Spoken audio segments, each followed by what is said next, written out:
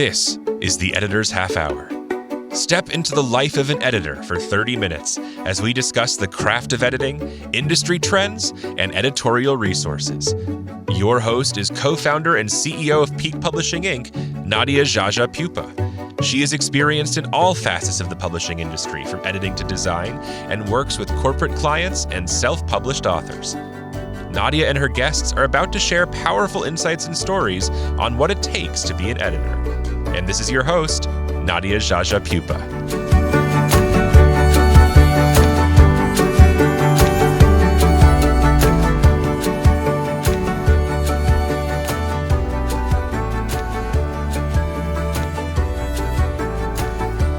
Welcome, listeners, to the Editor's Half Hour. In this episode, we are finally getting to talk about a topic that I have been dying to cover, and that is editing for cookbooks. And I have the best guest today, Melissa Haskin. I am so happy to have you today. Welcome to the podcast. Please introduce yourself to the listeners. Tell us the types of things you do. Obviously, cookbooks is part of it, so that's the dead giveaway there. But welcome, Melissa. I'm so excited to talk to you today. Hi, Nadia. Thank you for having me. So my business tagline is recipes, resumes, and research. So this year it's been about 80% recipes, which has been so fun and exciting. But I also do economics research and then resumes for writers and editors. With cookbooks, I work a lot with bloggers, but also publishers. So that's two very different. Like if you're interfacing with an author, or sorry, a blogger versus a publisher is totally different, world. Oh my gosh, there are so many things that I think about when it comes to cookbooks. When we first got to chat a little bit about it, I think it was when we got on the topic of style sheets. We were both going hmm crazy and wild, like, oh my gosh, what else do you put on your style sheet? And you said you've seen some style sheets that go for pages and pages. So we'll get there in a minute, but let's just start at the beginning. Let's just dissect a typical cookbook. I mean, you have to break it down by, there's there's the recipe, there's the ingredients, hmm instructions, there's probably a photo. And I guess let's just start at the beginning. When you step in, are you looking at a Word doc of a full cookbook? Are you looking at a Word doc without photos, or are you looking at a final? I mean, do you do proofreading and copy editing, or what aspect are you part of when it comes to cookbooks? Yeah. So when I receive documents from a blogger, often they're in Google Docs. Bloggers prefer Google Docs, even though they're pretty hard to work in with track changes. Oh gosh. Um, and then with a publisher, I get it in Word, and we work in track changes. Okay. And that's for developmental editing or copy editing. And I won't see any pictures at that point, which saves me a lot of trouble. Okay. As I do proofreading for cookbooks as well, and magazines. And when you get to that final stage, then there's the photos and you're getting a PDF and you're marking up the PDF. Mm-hmm. And you really have to watch out because food stylists and photographers are very good at their job. And their job is to Yes. make the food look good. And they will do whatever they need to, which is often adding a garnish or Yes. changing the way something looks, sometimes slicing something that's not sliced. And so Mm-hmm. you have to really be cognizant of like what is on the page versus what is in the recipe. Okay. And when you work primarily with publishers, like you said. When you receive a project, are Yeah. you presented a project brief that explains to you, the book's audience, the author's voice, the intention of the book?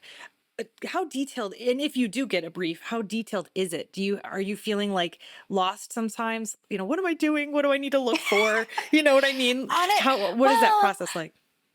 so recipe editing is really just like universal, right? It's Mm-hmm. like, are Okay. the ingredients in the right order? Do they all appear in the recipe? Have you said something like "fold in the cheese," which is a line from Schitt's Creek where they're like, "Well, how do you fold in the cheese?" Like it's taking out all Oh, of the, unless you're going for like a really technical audience, it's how do you speak to the general home cook in terms that mm, anyone can understand. I So see. even removing things like saute. Um, Mm. Yeah. So as far as the briefs, it really depends on the publisher and the timeline. If I'm doing a developmental edit and we have a lot of time, sure, they'll share that with me. And Okay. that's when I'll start, contacting the author to figure out what their technical ability is and how invested they are and how much time they're going to have to answer my questions.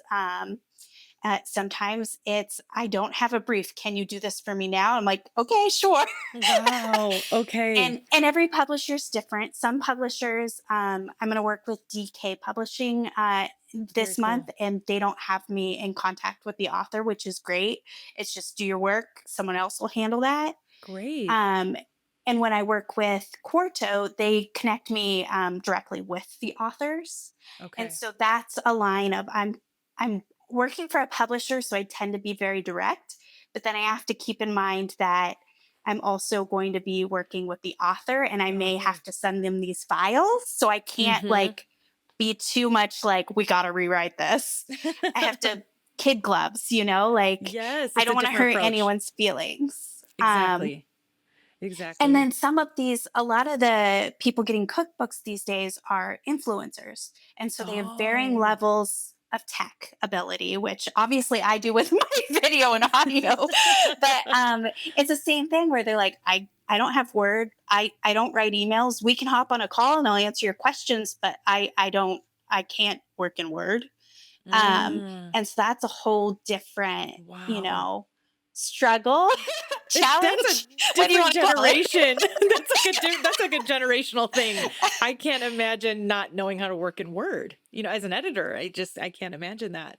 Wow. So you've had to talk to influencers who are in that scene and they're trying to put Yeah. a cookbook together, but they don't know how to send it Yeah. to you other than maybe Google Docs.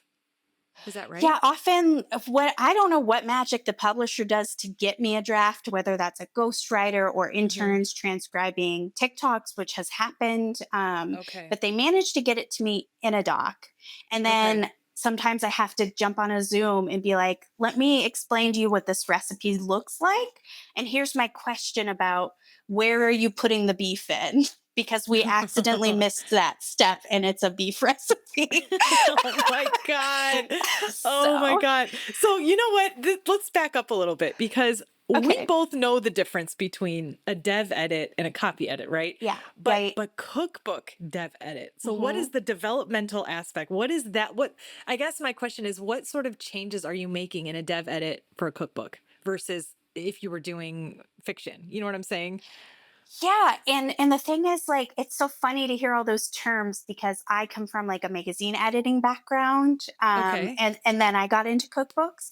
And so welcome to my cats. And and so I'm just like used to doing what I'm told to do. And this terminology that I think fiction editors use, I'm not as familiar with. I'm getting, I talk to a lot of editors, so um, anyway, so with a dev edit with cookbooks, I'm looking for things like how are the intros to the recipe? Are they succinct? Do they make sense? Are they flowing well? I tap into my writing background. I've written hundreds of food articles. And so I Wow. use that journalism of like, how are we capturing the reader? Like, I still Yes. want to keep the author's voice, but like sometimes we need to shorten, get to the point, add Yeah. some Yeah. exciting words, change the tone. Right. Um, and then with the recipes, like, are they matching your audience? So if you're writing to a family, are these recipes for 4 or 6 people? Or just suddenly we have a bunch of recipes that serve 2 people, which is not your audience generally. I And see. then should we talk about, is this a mom and dad recipe, or how do we change the recipe to be for the Hmm. family? Yeah, I see.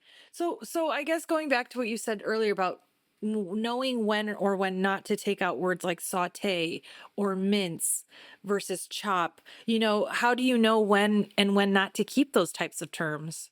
Is it just go back to like a project brief? If you're watching the video podcast, you can see Melissa's cats, and they're so funny right now. One just fell off the chair. I'm so I think sorry. If I close the was door, they just cry. that's okay. I think that was Timberline, right? Timberline just Yeah, fell off the yeah. chair. Yeah. Sorry. And his sister Willow is sitting behind me. If you Sitting can't tell, behind we you. like ski things. I Willow is a love run it. at Mount Hood Meadows. So go to So, YouTube to watch the podcast so you can see her beautiful cats. So we were talking uh, about, oh knowing when yeah, and when yeah, not to take out these yeah. terms like mince versus chop. Earlier you mentioned saute if it's a cookbook Mhm. for the home cook. Yeah. Sometimes you may or may not use those types of words. So it's like, how do you know when and when not to suggest those things? Is this based on your experience? And I'm asking this from someone completely ignorant to this world, um, trying to get that inside scoop. What is that? Like, how do you know? Yeah. Yeah. So I think it would be helpful if it's okay to go back to where kind of I started. Yeah, let's talk If about that. that's, yeah. So my first real recipe editing job, and there was like a long history that led up to me getting it. Uh, I worked at Cooking Light, and at Cooking Light, Oh, we cool. did recipes. All we did was recipes all day, every day. It was a group of like 15. Oh, that's We so would eat fun. like 15 to 50 things for lunch. We would talk about the how to What? make the recipe better. We would read the recipe, we'd look at the nutrition. And obviously like I was just like sitting there as, Yeah. an intern just eating Oh and my watching and God. listening until I got Yes. hired on. Yes. Um Okay. and so I got to do rotations in the test kitchen with these just So really fun. talented people who taught me a lot. And Okay. I got to be, I learned recipe editing under Ann Taylor Pittman, who she was the executive editor. She Wow. looked over my work. Everything I did for her, she personally looked over and then would give me the edited version back so that I could learn and better myself. Wow. That is so amazing. And then it would go to the copy editor and the proofreader. And if I made an error, then they would bring it to my desk. And Okay. so you've got like 15 levels of like, if you mess up, someone's going to tell you and you're going to learn. Um, Right. Right. and then you've got a 250, Southern Living Style Guides, 250 pages. I can't remember what Cooking Light was, maybe 65, 100. Mm, I don't remember. But okay. you've got these pages of how you say you're browning the meat, how you say you're heating the pan. There's rules for everything, Okay. And when you're working with a magazine, everything's been decided. And so everything's standard. I see. And then when you're working with bloggers or cookbooks, it's a little different. I see. And what do you enjoy more? I mean, do you enjoy that setting of being with the team, working for a big magazine, or or both? The blogger side is different. What do you Um, like?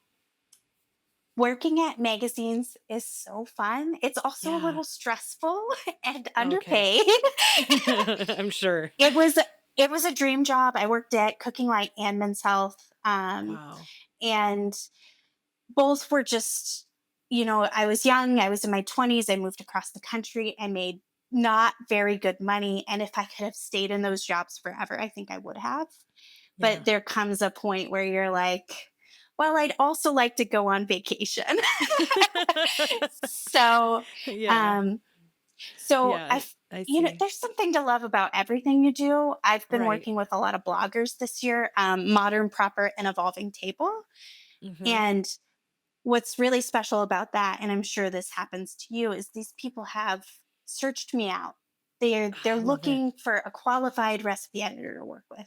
And Right. so they hire me and they have these fantastic questions and they love the feedback and it's collaborative and I love their recipes and there's nothing better than like working with someone who wants to work with you and who appreciates everything you do. Hmm.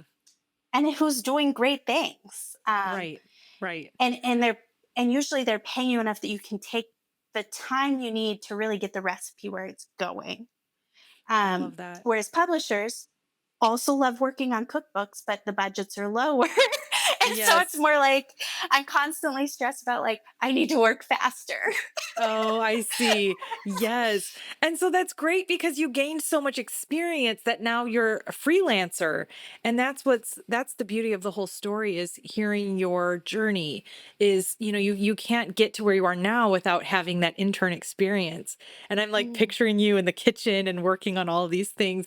So let's So when I was thinking about what I wanted to ask you for this podcast, Mm. I was like, okay, so do you do all the recipes? Do you actually make all the food when you're, do you test the recipes and edit them or not? So there's a different thing there. Tell us a little bit about that and how they're not the same and they're not required of every editor who's, editing a recipe, Yeah. right? So at Cooking Light, they're very separate jobs, right? You've got a Mm-hmm. food stylist job, you've got a test kitchen job, and I don't think Cooking Light exists in the way it still does, but Mm-hmm. it also was in the same building with Food and Wine's Southern Living, and they all kind of work the same way. Mm-hmm. So yeah, food stylist, food photographer, um, all those things are kind of separate jobs. Like the test kitchen does the testing of the recipes, and then the food editors show up and eat the recipes. So fun. Um, and so that was a lot of fun, like trying all the recipes. But freelance. I don't do any of the recipe testing. I haven't tried to offer that service. I So I see. don't really know much about that industry. By the time it's got to me, the author, like if I'm working with a publisher, the author has written all the recipes and tested them themselves Mm-hmm. or sent them to a third party. I And so see. my job is really just like to mentally cook the recipe and be like, I see. does this make sense? So who are these people? Who gets to become a recipe tester or who gets to work in a test kitchen? So my thought process is they must have Yeah. maybe a culinary background, you think? And then they work their Uh, way in.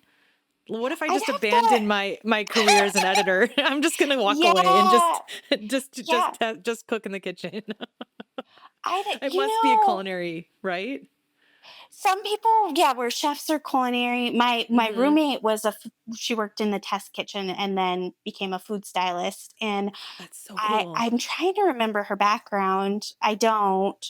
Um, yeah, That's really and I get cool. the same question about Do you? editing recipes, right? Like, Yeah. and I was in a meeting last week, and kind of the vibe I usually get is like, oh, it must be nice. Like, oh, you fell into that. Like, oh, that's so easy.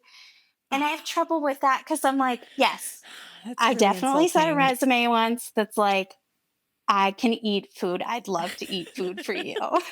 Yes. Did I do that? Absolutely. I think I did it more than once. I was in my 20s. I was an idiot. I was like, how am I going to get these jobs? Right, right. But I also I look back and like I burned out at 25 and there's a reason for Yeah. that. Like Yeah. I was in a master's program for journalism. I Wow. forced my school to add a bunch of food writing classes and did my research in food writing. And then at the same time, I was working two internships, one paid, one Oh God, unpaid. I that's a was lot. freelancing for the local paper. I was working for the student newspaper. And then I was trying to pay my bills by editing economics research. Oh, And so if I Melissa, think back, I'm like, when did how I did you sleep? did you sleep? Like, How are you surviving? How are you alive? yeah, I don't coffee, Oh, obviously. coffee. You know what we're going to do after this podcast? You're inspiring me to write like a Netflix show about your life, like in your 20s. Like that would Oh be my so god. interesting to see you doing all these Uh, different things. But I think that's what you're speaking to is the fact that editors can be very multidisciplinary in a way where yeah. you just mentioned research. You're doing research for what was it? Economics, you said? Economics journals? Yeah, I edit economics research, like, because my That's amazing. undergraduate degree is in economics and I love Oh, economics. oh my And it's like so gosh. nice to work on different things. Like an Yeah. economics article is so different than a recipe. Oh Um, yeah. and I'm Wow. sure you do the same thing, right? Yes. Like Yep. you don't work on one genre. Mm-mm. No. Um, No. No. And some editors they would prefer to just focus on a specific genre, specific clientele, but some editors just can't be they just can't think in that box or put themselves in mhm. just that. They would get bored maybe. I mean, I would get bored if I Yeah. did the same thing all the time. And I do like to use both sides of my brain. There's that creative side too where I get to put my creative energy into design, so I do page design as well. And so I think that's part of it's a different type of editor, where you can do the copy editing, dev editing, all of that stuff, but then jump into a different area. And so you're using different sides of your brain when you're doing economics research versus editing for or working with a blogger, Mhm. but this is really cool. But I want to get a little nerdy now. Let's talk about style sheets. So let's pretend we're both, we can't do it together, obviously, but let's just pretend we're looking at a recipe together for something like, I don't know, spaghetti, because there's noodles, there's sauce, there may or may not be meat in the sauce. How how do you approach a single recipe, and how do you pinpoint the items that need to go in a style sheet? Yeah. So if I'm looking at a recipe, it's very similar to doing other types of editing. You're looking up, is this word in a dictionary and needs to be spelled a certain way, but then you're also fact checking, like if this is a beef recipe, does it include beef in the recipe? Like, and then it gets a little more detailed of like, does the cook time make sense? Does the can size exist? Does the Mm. ingredient exist? I had someone call for blackberry juice last week, and I was like, so Mm. just curious, can you send me a link to this blackberry juice? Because I can't find it. And they're like, oh, I just thought it would be like a nice addition. I realize now it doesn't exist. I'm like, yes, that's right. Because And so that would that's just like, require a step, like squish, yeah, like make your own no. blackberry juice. How Yeah, funny. and I often Wow. get that with like these influencers, like Okay. they think differently than like Hmm. a professional recipe developer. So they Right. might be like, add spiced pepitas. And I'm like, great. So did you make those? And they're often like, yes, I did. I was like, great. How did you make those? um, It's hilarious. and so then we get on to the methods, and those sorts of Yeah. things are often in a style guide, like how you're browning your meat, how you're cooking your pan. Like, are you warming your pan and then adding your oil, or are you adding your oil and warming the pan? Mm, I And so see. the style sheet gets made as the recipes are edited, and you're making decisions about how to spell certain things, how to say certain things. Are you using teaspoon, the abbreviation, teaspoon, the word? Okay. Um, you're making all those decisions just as I'm sure you would in fiction. And then you're Right. adding them so that the proofreader doesn't undo your work. Yeah. And then what about brand names? What if there's a specific sauce, or brand of crushed tomatoes, that the cook really wants to share with the users? How do you put that in the style sheet too? And then what if it needs a reg mark, that kind of thing? Yeah, that's a fantastic question. Um, we had a rule at Cooking Light that you never used a brand name. I never questioned why. Mm. And then there was like a list of things you could use, like Snickers bar would be like a nougat caramel chocolate bar. Like it looks Okay. ridiculous. Wow. That's And then so with interesting. publishers, it's the same. They've asked me to remove, like, I don't make this decision for them. They tell me, like, any brand name needs to be removed. And Okay. so then I have to either change the recipe if it's something like a Montreal steak seasoning, then we have to, like, talk about what we want the recipe to be. Hmm. Um, or I have to look up something generic, like, saran wrap is a common one where you have to use Right. plastic wrap. Plastic wrap. Um, Okay. But these rules apply to publishers, major publishers, magazines. What about a self-published? I know you don't work with self-published yeah. authors as much. Maybe bloggers are considered in that realm, but Yeah. can they use brands? Unless they're being paid to use a brand, you know? I haven't thought about that. Honestly, Mm, I would really be surprised if companies were gonna like go sue a blogger for saying use some saran wrap. yeah. Because Yeah. but I don't know the history behind it. So I um see. when possible, I suggest we change like plastic to plastic wrap. But if it's like a seasoning that they're linking to, I Hmm. don't say anything. But maybe after other recipe editors listen to this podcast, they'll be like, "You're a problem. You must tell people not to do that." No, stop. I mean, it's honestly, every case is different. Every author is different. Every publishing experience is different too. So sometimes rules apply and sometimes they don't. And so I think that's why there's so much nuance in cookbook editing. And we could literally talk about this for 3 more hours, and I want to so bad. But but I know we have to wrap it up soon. So what are your I guess your opinions, your ideas, or maybe future predictions? Where are you seeing the trends going in this industry? Because you have a hand in, you're seeing it from the inside, or you did in your younger years, and now as an experienced editor, you are, a freelancer. You're running your own business. What do you foresee the future? Because now you've gotten to see social media have a hand in this with bloggers. Like, that is in a totally different generation of people who are like, what's Microsoft Word? Like, what is this? That sounds absurd to me, but it's true. You're right. They don't use Microsoft Word. But what do you think? What do you see the trends going in the industry in that way? Yeah, right now the publishers that I'm working with, and that's just a small handful. I don't work with every publisher. Hmm. The cookbook deals are going to people with followers, and that could be Okay. someone with a big name. It could also Hmm. be a brand, but it's also these micro influencers. Like I worked on a book about historical sandwiches. Sandwiches of History is the name of the guy, Wow. and Very he cool. has I don't know how many followers he has, but he has a specific um area that he covers and people love it, and so he got a cookbook. And so these That's cool. influencers who are like really narrowing in on a subsect are the ones that are Hmm. getting books. I see. And I That's just cool. worked on a romantic fantasy cookbook, so that's another sect where it's like people are wild about romantic fantasy Yes. recipes. What? Okay, Yeah, you got to tell me a little bit about this. So it is it a company, like a book, like a fiction, it's or a no? girl. It's What? a girl who read a bunch of fantasy books that she loves, and anytime Okay. she read about food, she would make the recipe in kind of her own way on TikTok.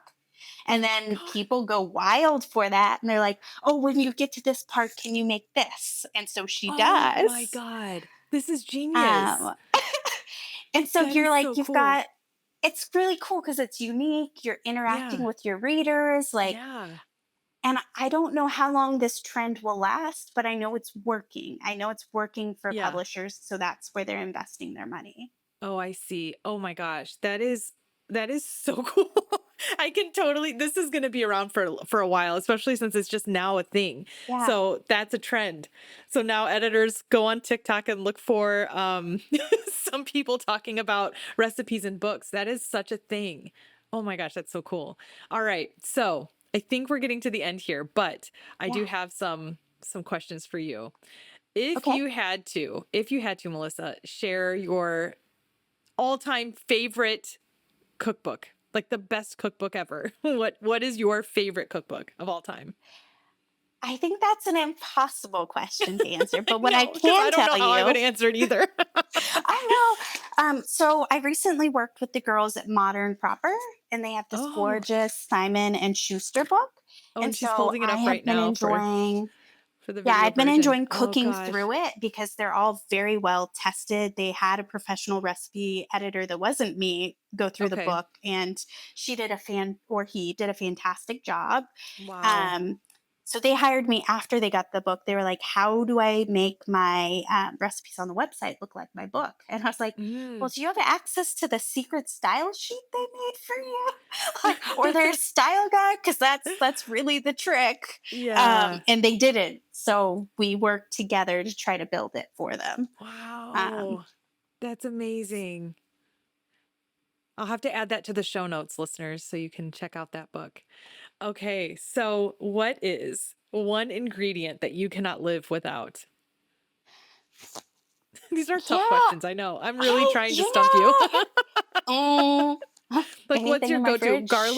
Garlic is mine. I put garlic in almost everything I Oh make. yeah. There's never enough garlic. Yeah, never enough. Honestly, I feel like fresh herbs are underrated. Like they really Okay. brighten a dish and bring Yeah. complexity, in my opinion. So I'm always trying to use fresh herbs towards the end. Or yeah. Okay. I love that. That's a good answer. All right. And last one. What about um like the most unusual recipe, or not unusual, not in a negative way, but more like unique, maybe that's a better way to phrase it. What is the most unique thing that you've ever had to edit, whether it's a whole book or just one specific Yeah. recipe? Was it blackberry juice? Oh, yeah. So, I mean, I guess the most unique was the Sandwiches of History book, which was Okay. fun. Sometimes if you're working on a specific recipe and it's just so unique, it doesn't match like anything that's out there, like that can be Hmm. exciting. And other Hmm. times it's like, did you do this on purpose? And I've asked, like once I asked, I was like, why are we putting saffron on our like Mexican inspired avocado toast? And the influencer was like, oh, it was in my fridge. I was trying to use it, but now that you say it, it doesn't Yeah. make sense. I was like, I didn't say that, but if you say it, we should get Which rid you of did. it. That is so funny. I love it. Now I know we have to wrap it up. I really don't want to. But what would you say to somebody, and I hope the listeners are in the same mindset of me, where we really, I mean, I would love to just learn more about this. How do I get into this? Do I need to be an intern somewhere? I mean, that sounds like a fabulous way to get amazing experience. But for somebody who is thinking about it, or maybe they've met a client who is or wanting to publish a cookbook, and instead of turning them away and referring them to someone else, maybe the editor can take on that job. They may have to let the client know, I don't have years and years of experience as a cookbook editor, but I could give this a shot. Would you recommend an editor trying it out in that way? Or what are your words of wisdom and words of advice for an editor who really wants to get into this? Because that would be a dream, wouldn't it? Like, it just sounds Yeah, like so much fun. I've honestly, like, people, every time I meet people, they ask how they can get into it. And then on the flip side, I'm hearing from publishers, they're coming to me because they can't find qualified recipe editors. And so and so I think there's like a level of training that does need to happen if you're going to work with a publisher. Like they're looking to work with someone who's vetted and knows what they're doing. But Mm-hmm. there's like a lot of ways to get there, right? You can start Right. editing recipes for your friends. You can look up some books. Mm-hmm. You can work with a local chamber of commerce if they're putting out recipes, or Oh, that's whoever cool. is putting out Yeah. recipes, newsletters for health companies, friends who have businesses, use that to get more clients, write about food for the local paper, anything you can do like that, and then start sending your resumes off to publishers. Take anything you can get. My first few books with publishers were like nature books or Disney Mm-hmm. World. And then I expressed my interest in food and Mm-hmm. eventually got to build that portfolio. That's amazing. So even if you have experience, they may not start you there. So just Mm-hmm. getting in can be helpful. And then Okay. there's two courses. The first one is Toronto Metropolitan University. I think Okay. they have a course launching. It starts every January. It's like $540. I don't know Wow. anything about it because I haven't taken it, but it's Okay. probably a great place to start. Okay. And then I'm launching a class, a 6 week Oh, class awesome. in early March. And Okay. so you can find out more information about that soon, but you can sign up on my website to get more Excellent. information. Excellent. And I've set up a discount code for your listeners. It's going to be your name, Okay. Nadia, Nadia, DIA. and then 25, the number, and that'll get you $25 off, Oh, that's which can great. be combined with like the early registration discount, which will be up on my website. Oh my gosh, Melissa. That is so exciting. I'm so happy that you're offering that. That is such a surprise to me. And a gift. What an awesome gift, especially for the editors who are like, yeah, I'll take a class. Like this, you can't get a degree, but it sounds like you can get a certificate through Toronto. But, was it Toronto? I'll put it in the show notes. I'll Yeah, I'll definitely send link you to all the this stuff. link. Yeah, yeah, yeah. Yeah, and obviously a link to your website with the promo code. What other books, what other resources are out there that you would recommend? Do you know of any for cookbook Yeah, editors? so the AP Style Guide has a good section on food. Personally, I use the Food Lover's Companion. I live Mm. off that thing. I look at it like 12 times a day. Oh my gosh. And then any of your cookbooks that you can look at to see how things are edited. Like a cookbook will have gone through an editing process as opposed to perhaps a website. Okay. So it's good to start there. And then if you just search for recipe editing and writing books, there are 3 or 4 really popular ones. Okay. Start with those. Okay. Okay. And I can put all this stuff in the show notes too, so that'll be really, really helpful. So where are you? Where can we find you? I'm like an adoring fan now. I want to know, can we find you? Are you going to go to the ACES conference next year in I think it's in April in Salt Oh, Lake yeah. City? Oh, is it in Salt Lake? Yeah, I haven't Yeah. signed up for that one. I do really want to present or attend the next Yeah. Northwest Editors Guild conference. Okay. Um, and then there's like a food bloggers conference I'm hoping to go to, just to see Oh, kind of that's what's up in cool. the industry. As far as like following me, I don't really Mhm. do like business social media, but I do have a website in case you want Okay. to like stalk me, and it's my name, And do you Melissa Dash Haskin. Melissa Haskin. And then do you blog too?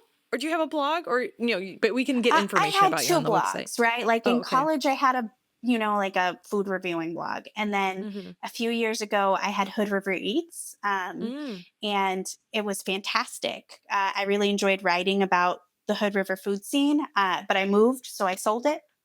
Oh, Um, okay. but Okay. but That's before so I did, cool. we raised $25,000 for the World Central Kitchen, which is currently Wow. in Asheville, helping Okay. because I'm over in Atlanta, and we Okay. got hit by the hurricane. Uh, Oh. it didn't hit Atlanta as much as it did Asheville. Asheville's looks to be pretty devastated. Oh gosh. And the World Central Kitchen, like they show up, they set up systems, and they feed people a hot meal with volunteer Oh, chefs and local volunteers. that's So wonderful. right now they're in Asheville, and if you're looking to spend money, may I suggest sending money there? Oh, that's wonderful. That's amazing. Oh, Melissa, you're so great. I am so glad that you were on the podcast. I want to encourage you to present, publish a book, do something, because I think that there is going to continue to be a strong need for editors in the cookbook world. So thank you, thank you, thank you so much for spending time to be on the podcast today. Of course. Hey, listeners, don't go away just yet. We have a really quick announcement to make. I have Katira here. We have partnered on a really exciting thing, which is the 2025 Editor's Calendar. I'd like to hand it over to Katira to share some information about why we're doing this and the exciting news. Yes, thank you so much, Nadia. And yes, I had this idea a few years ago, actually, and just never acted on it. But I wanted to create a calendar to bring editors to the forefront. We all know we do lots of work behind the scenes that sometimes goes unrecognized. So I wanted to create opportunity for people to see the people behind the book magic that is out there. So I'm super excited to collaborate with Nadia. And Nadia, of course, has created the editing affirmation cards, and I saw the graphic design on those and decided I wanted her to help me with my calendar. So that is why I specifically tapped Nadia, and I'm excited that all of our spots are full for the calendar already, and excited to see so many powerful and prominent and successful and also down-to-earth editors who have signed up to Yes. join the calendar. So Yes. thank you, Nadia, for your support and collaborating with me. If you're interested in purchasing the 2025 Editor's Calendar, feel free to email me at Poland, that's POLLAND, at love4words.com. And I'll be happy to get you signed up to get your copy. And thanks again, everyone. Thank you. Thank you for listening to the Editor's Half Hour. This podcast is your go-to resource for editorial trends, opening the discussion for new ideas through the real-life stories of editors. For more information about Nadia Jaja Pupa and her business, visit peakpublishing.com. That's PIQUE publishing.com. And remember to subscribe and follow the Editor's Half Hour wherever you get your podcasts.